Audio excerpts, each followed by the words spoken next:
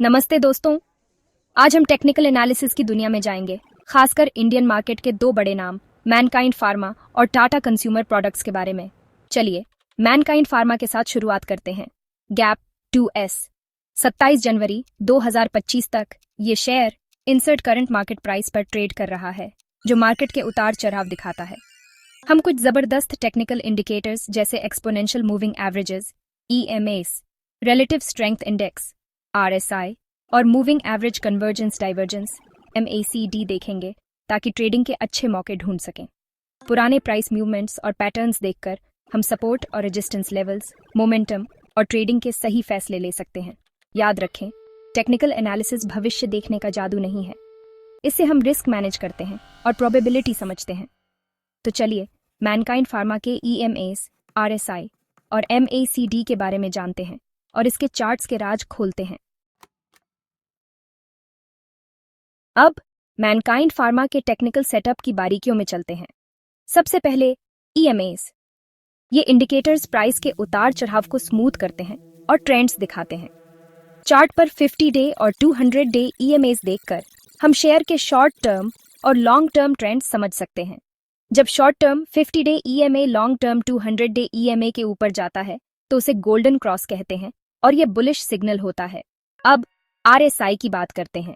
ये एक momentum oscillator है जो प्राइस में बदलाव देखकर बताता है कि मार्केट ओवरबॉट या ओवरसोल्ड है या नहीं। RSI 0 से 100 के बीच रहता है। 70 से ऊपर ओवरबॉट और 30 से नीचे ओवरसोल्ड माना जाता है। बॉलिंजर बैंड्स, जो मूविंग एवरेज के ऊपर और नीचे दो स्टैंडर्ड डेविएशन होते हैं, प्राइस के उतार चढ़ाव दिखाते हैं। अगर प्राइस अपर बॉलिंजर बैंड के ऊपर जाता है तो बाइंग प्रेशर भी आ सकता है और अपट्रेंड जारी रह सकता है।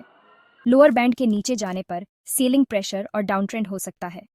मैनकाइंड फार्मा के लिए support levels insert support levels पर और resistance levels insert resistance levels पर हैं। ये लेवल्स महत्वपूर्ण हैं क्योंकि यहाँ प्राइस के ट्रेंड बदल सकते हैं।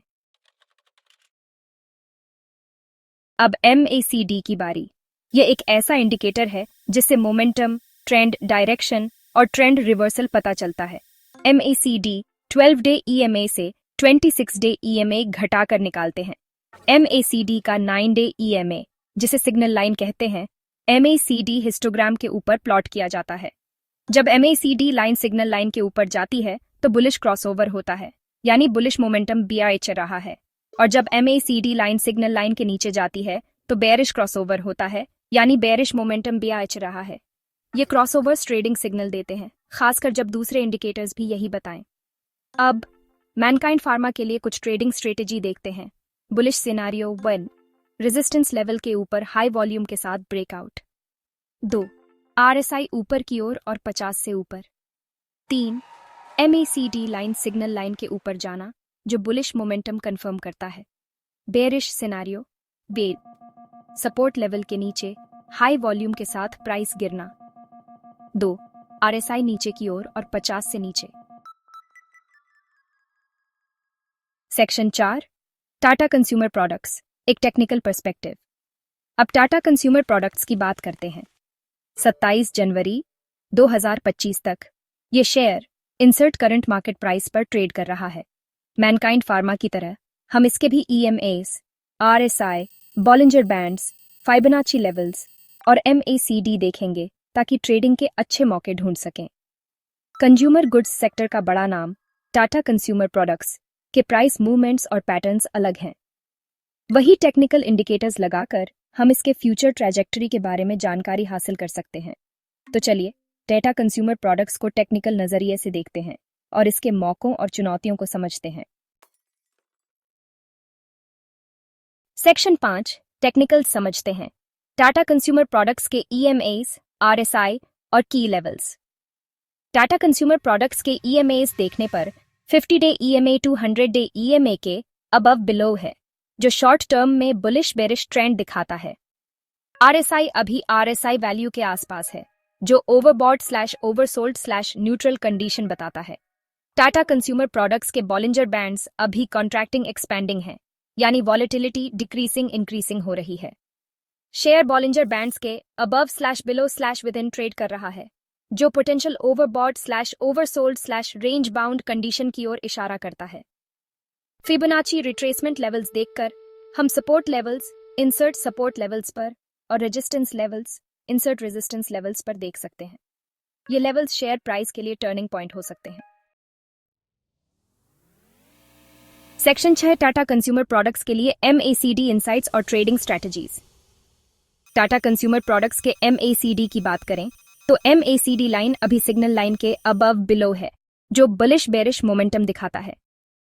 MACD हिस्टोग्राम पॉजिटिव नेगेटिव है, जो बुलिश बीरिश बायस को सपोर्ट करता है। हमारे टेक्निकल एनालिसिस के आधार पर टाटा कंज्यूमर प्रोडक्ट्स के लिए कुछ ट्रेडिंग स्ट्रेटेजी हैं। Bullish scenario 1, share price resistance level के ऊपर हाई वॉल्यूम के साथ breakout.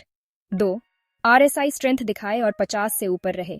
3, MACD line signal line के ऊपर जाए, जो बुलिश मोमेंटम कंफर्म करे। सेक्शन 7 इंट्राडे ट्रेड्स में महारत, जरूरी टिप्स और स्ट्रैटेजी। इंट्राडे ट्रेडिंग, जो बहुत तेज होती है, के लिए टेक्निकल एनालिसिस, रिस्क मैनेजमेंट और मार्केट डायनामिक्स की अच्छी समझ जरूरी है। इंट्राडे ट्रेडिंग स्किल्स बढ़ाने के लिए कुछ जरूरी टिप्स। 1, वॉल्यूम महत्वपूर्ण है। हाई ट्रेडिंग वॉल्यूम वाले ट्रेड्स देखें, क्योंकि ये प्राइस मूवमेंट्स को सही मानते हैं और मजबूत कन्विक्शन दिखाते हैं। 2, RSI का सम्मान करें। RSI के ओवरबॉट और ओवरसोल्ड लेवल्स पर ध्यान दें। ज्यादा ओवरबॉट या ओवरसोल्ड कंडीशन में ट्रेड न लें जब तक आपको हाई कन्विक्शन सेटअप न मिले। 3, टाइमिंग सबसे जरूरी है। ट्रेडिंग डे के पहले और आखिरी 30 मिनट अक्सर सबसे ज्यादा उतार चढ़ाव वाले होते हैं। इन समय सावधान रहें, क्योंकि प्राइस मूवमेंट्स बेकाबू हो सकते हैं। 4, ग्लोबल और सेक्टर ट्रेंड्स महत्वपूर्ण हैं। ग्लोबल मार्केट्स और सेक्टर न्यूज पर नजर रखें, क्योंकि ये शेयर प्राइस पर असर डाल सकते हैं, एक ही ट्रेडिंग डे में भी। 5, न्यूज आपके ट्रेड को बना या बिगाड़ सकती है। जिन कंपनीज में आप ट्रेड कर रहे हैं, उनसे जुड़ी न्यूज पर नजर रखें। न्यूज से प्राइस में तेज बदलाव आ सकते हैं और ट्रेडिंग के मौके या रिस्क पैदा हो सकते हैं।